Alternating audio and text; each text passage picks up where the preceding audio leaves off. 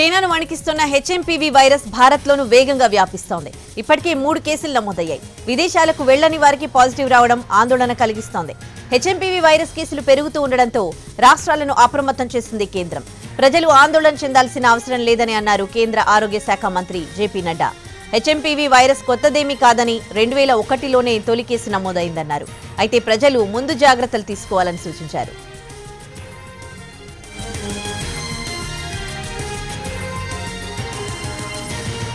HMPV virus పై AP ప్రభుత్వం కూడా alert అయింది. వైద్య శాఖ ఉన్నతాధికారులు సమీక్ష నిర్వహించారు. ఆంధ్రప్రదేశ్లో ప్రస్తుతం కేసులు లేవు. అయితే కర్ణాటక, గుజరాత్లో కేసులు నమోదవడంతో రాష్ట్రంలో తీసుకోవాల్సిన ముందస్తు జాగ్రత్తలపై చర్చిస్తున్నారు. బెంగళూరులో 2 కేసులు నమోదవడంతో కర్ణాటక ప్రభుత్వం కూడా అప్రమత్తమైంది. వైరస్ వ్యాప్తిని అరికట్టేందుకు ముందస్తు చర్యలు తీసుకుంటోంది. బహిరంగ ప్రదేశాల్లో మాస్కులు ధరించాలని సూచించింది. అలాగే కర్ణాటక ఆరోగ్య శాఖ మంత్రి దినేష్ గుండూరావు వైద్య ఆరోగ్య శాఖ అధికారులతోనూ చర్చలు జరిపారు. బెంగళూరులో హెచ్ఎంపీవీ వైరస్ సోకిన 3 నెలల చిన్నారి కోలుకుని డిశ్చార్జ్ అయిందని, 8 నెలల చిన్నారి చికిత్స పొందుతోందని అధికారులు తెలిపారు.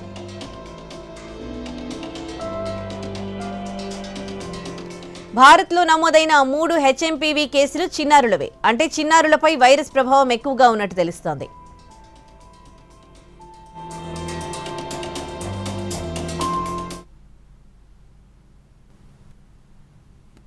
स्पष्ट किया है कि यह वायरस कोई नया वायरस नहीं है। इसकी पहचान सबसे पहले वर्ष 2001 में हुई थी और कई वर्षों से ये विश्व भर में फैल रहा है।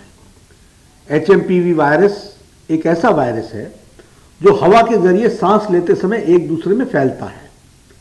यह सभी आयु वर्ग के लोगों में संक्रमण का कारण भी बनता है। यह विशेष रूप से सर्दी और बसंत के मौसम के शुरुआती महीनों में अधिक देखा जाता है।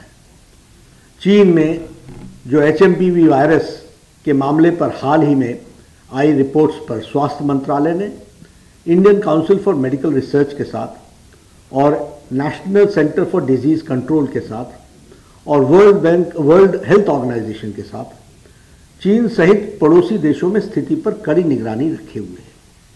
WHO ने भी स्थिति का संज्ञान लिया है और जल्द ही वो भी अपनी रिपोर्ट साझा करेंगे हमसे। बारे में यह स्पष्ट किया है कि यह वायरस कोई नया वायरस नहीं है। इसकी पहचान सबसे पहले वर्ष 2001 में हुई थी और कई वर्षों से ये विश्व भर में फैल रहा है। एचएमपीवी वायरस एक ऐसा वायरस है जो हवा के जरिए सांस लेते समय एक दूसरे में फैलता है। यह सभी आयु చైనాను వణికిస్తున్న హెచ్ఎంపీవీ వైరస్ భారత్లోనూ వేగంగా వ్యాపిస్తోంది. ఇప్పటికే 3 కేసులు నమోదయ్యాయి. విదేశాలకు వెళ్లని వారికి పాజిటివ్ రావడం ఆందోళన కలిగిస్తోంది.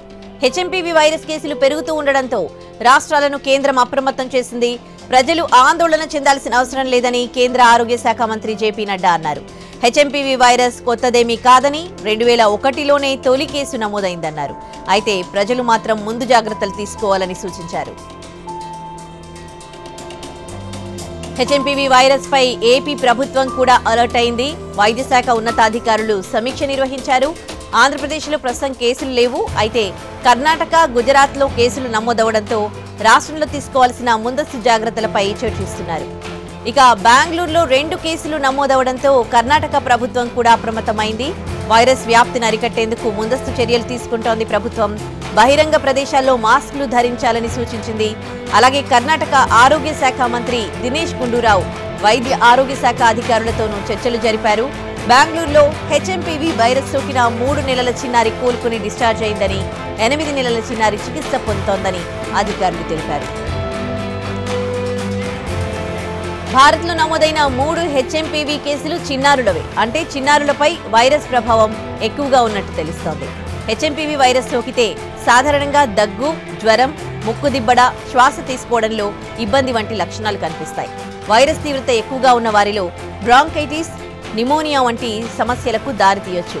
సాధారణంగా వైరస్ సోకిన 3 నుంచి 6 రోజుల్లో వ్యాధి లక్షణాలు కనిపిస్తాయి. చైనాను ఈ వైరస్ గడగడలాడిస్తోంది. అక్కడి హాస్పిటల్స్ అన్ని పేషెంట్స్తో నిండిపోయాయి.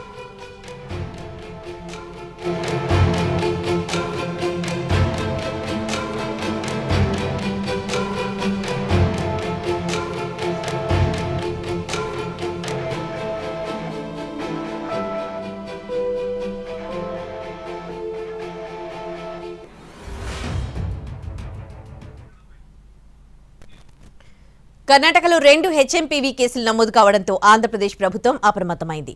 వైద్య ఆరోగ్య శాఖను అలర్ట్ గా ఉండని ఆ శాఖ మంత్రి సత్యకుమార్ తెలిపారు. చికిత్సకు అవసరమైన సామాగ్రి అంతా రెడీగా పెట్టుకుంటున్నామని చెప్పారు. ఇప్పటివరకు ఫ్లూ లాంటి జాగ్రత్తలే ప్రకటించామంటున్న సత్యకుమార్తో మా ప్రతినిధి రవిచంద్ర ఫేస్ టు ఫేస్.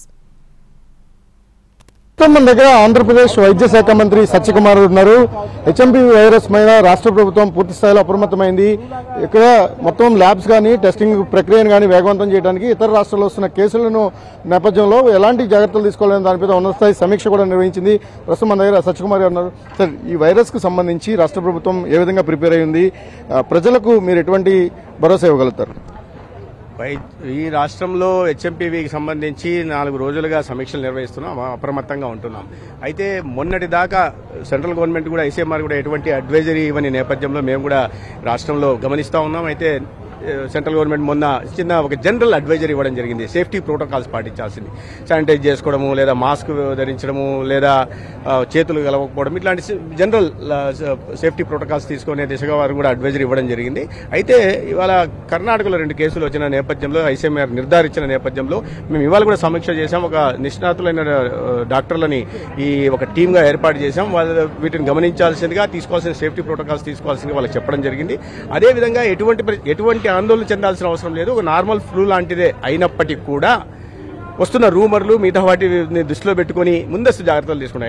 ఎటువంటి పరిస్థితి వస్తుందో తెలియదు కాబట్టి కావాల్సిన యాంటీవైరల్ డ్రగ్స్ కానీ, లేదా పీసీఆర్ టెస్టులు చేయడానికి దాంట్లో మల్టీప్లెక్స్, యూనిప్లెక్స్ టెస్టులు చేయడానికి జర్మనీ నుంచి తెప్పించాల్సి ఉంటుంది. వాటికి సంబంధించిన అవసరమైన అన్ని రకాల డ్రగ్స్ కూడా పెట్టాల్సిన విధంగా, అదేవిధంగా ఐసోలేషన్ బెడ్స్ కూడా ప్రతి ఆసుపత్రిలో ఏర్పాటు చేయాల్సింది కూడా సంబంధిత అధికారులను ఆదేశించడం జరిగింది. దాని మీద నిరంతరం గమనిస్తున్నాం, పరిస్థితి గమనిస్తున్నాం, అప్రమత్తంగా ఉంటున్నాం. తీసుకోవాల్సిన ముందస్తు జాగ్రత్తలన్నీ కూడా తీసుకుంటున్నాం. అంటే ఎక్కువ చిన్నపిల్లలు, వృద్ధులు ప్రభావితం అయ్యే అవకాశం ఉందన్న హెచ్చరికల నేపథ్యంలో ఎటువంటి విభాగాలను ఏ విధంగా అప్రమత్తం చేస్తున్నాం సార్? విభాగాల్ని అందుకని పల్మనాలజిస్టులు కానీ, పీడియాట్రిషియన్స్, డాక్టర్స్ జాగ్రత్తగా ఉండాల్సుకుంటున్నాం, అందుబాటులో ఉండాల్సిందిగా కోరుతున్నాం. అయితే దీంట్లో మార్టాలిటీ రేట్స్ ఏం లేవు. ఒక ఇబ్బంది వస్తుంది, 5 రోజులు 6 రోజుల దాకా ఉండొచ్చు, తర్వాత తగ్గిపోతుందనే ఇప్పటిదాకా చెప్తూ ఉన్నారు. కాబట్టి చిన్నపిల్లల్ని అదే అడ్వైజరీ ఇవాళ కూడా అడ్వైజరీ ఇవ్వడం జరిగింది. చిన్నపిల్లలు వయసు మళ్ళిన వాళ్ళ విషయంలో జాగ్రత్తగా ఉండాల్సిన విధంగా చెప్పడం జరిగింది. వాటికి కావాల్సిన నెబులైజర్స్, చిన్నపిల్లలకు కావాల్సిన నెబులైజర్, రివైవరిన్ నెబులైజర్స్, ఇటువంటి ఇన్హేలర్స్ కూడా తగిన సంఖ్యలో ఏర్పాటు చేస్తున్నాం. వాటికి కావాల్సిన సంఖ్యలో వెంటనే ప్రకృతి చేయాల్సింది కూడా సంబంధిత శాఖని ఆదేశించడం జరిగింది. హాస్పిటల్స్ లో బెడ్స్ లేదా ఐసోలేషన్ వార్డ్స్ ఎప్పుడు ప్రారంభించే అవకాశం ఉంటుంది? ఇవాళ VDRL ల్యాబ్స్ ని ఏర్పాటు చేస్తున్నాం. ఇప్పటిదాకా ఎందుకంటే కోవిడ్ సమయంలో వాడాం, VDRL ల్యాబ్ల తర్వాత వాడలేదు. ఆ 19 ల్యాబ్లు ఉన్నాయి, ఐసీఎంఆర్ ల్యాబ్లు కూడా ఆపరేషన్ చేస్తున్నాం ఇవాళ నుంచి. తర్వాత ఈ ప్రతి ఆసుపత్రిలో కూడా ఐసోలేషన్ బెడ్స్ కింద ఒక 20 ఐసోలేషన్ బెడ్స్ కూడా ఏర్పాటు చేయాలని రేపటికే ఏర్పాటు చేయాల్సిందిగా ఆదేశించడం జరిగింది. అది తీసుకోవాల్సిన జాగ్రత్తలు తీసుకుంటున్నాం. కేవలం ఇదొక ఫ్లూ లాంటిది, ఫ్లూ లక్షణాలతోనే ఎక్కువ ఇబ్బంది పడే అవకాశం ఉంది కాబట్టి ప్రధానంగా వృద్ధులు, పిల్లల విషయంలోనే ఈ వైరస్ ఎక్కువ ప్రభావం చూపుతుందని ఐసీఎంఆర్ కూడా చెప్తోంది. కనుక ఆ సెగ్మెంట్లో ఎవరైతే పిల్లలు, వృద్ధులు ఉన్నారో వారు మరింత జాగ్రత్తలు తీసుకోవాల్సిన అవసరం ఉంటుంది. అలార్మింగ్ సిచ్యువేషన్ అయితే రాష్ట్రంలో లేదు. ఇతర రాష్ట్రాల్లో కేసులు నమోదవుతున్న క్రమంలో పూర్తి స్థాయిలో అప్రమత్తంగా ఉన్నామని వైద్యశాఖ మంత్రి చెప్తున్నారు. ఓవరాల్ గా ఈ కొత్త వైరస్ కు సంబంధించి పూర్తి స్థాయిలో అప్రమత్తంగా ఉన్నాం. ఇందుకు ఐసోలేషన్ బెడ్స్ కావచ్చు, అవసరమైన ఎక్విప్మెంట్ అందరినీ కూడా సంసిద్ధం చేస్తున్నట్టుగా అధికార యంత్రాంగానికి ఇప్పటికే ఆదేశాలు జారీ చేసినట్టు ప్రభుత్వం చెప్తోంది. Cameraman Sridhar, Ravichandran TV, Visakhapatnam.